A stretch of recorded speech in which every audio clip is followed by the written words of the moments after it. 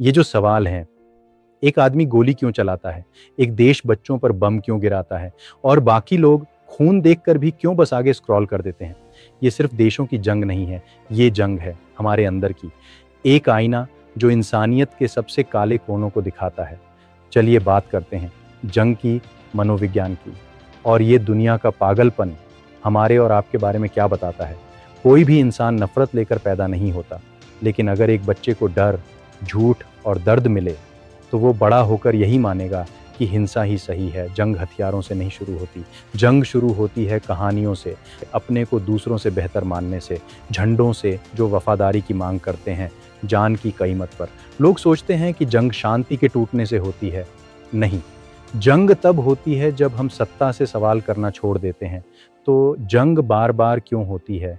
क्योंकि जंग आसान जवाब देती है मुश्किल सवालों का।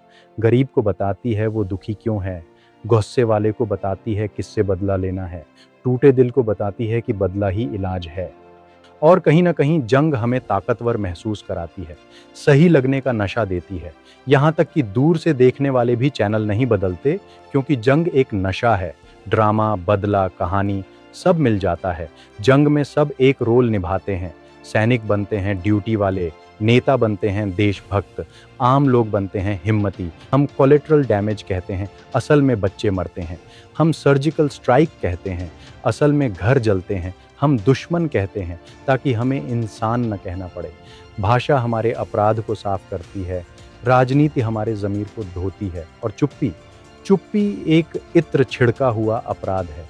कश्मीर से गाज़ा, यूक्रेन से सूडान, हमने जंग की कीमत देखी है, सिर्फ मलबे में नहीं बल्कि हमारे अंदर की बेचैनी में। अब हम बच्चों को डर के साथ बड़ा कर रहे हैं, उम्मीद के बिना।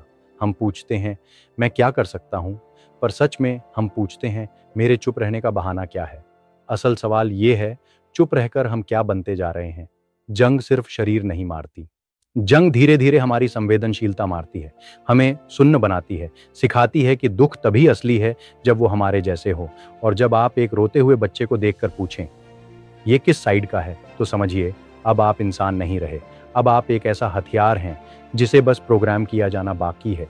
ये कहानी आपके मन की है, मेरे मन की, हम सब की।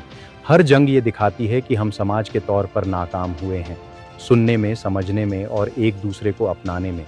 तो अब सवाल ये है, अगर हम पढ़े लिखे, समझदार और जागरूक लोग नहीं उठे तो कौन उठेगा?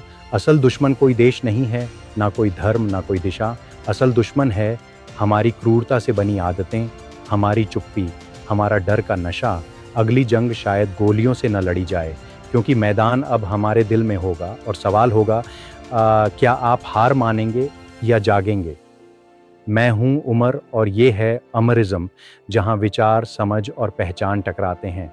अगर ये बात आपके दिल को छू गई तो यहीं मत रुकिए, इसे शेयर कीजिए, अपनी राय लिखिए, सोचिए और सबसे ज़रूरी बोलिए।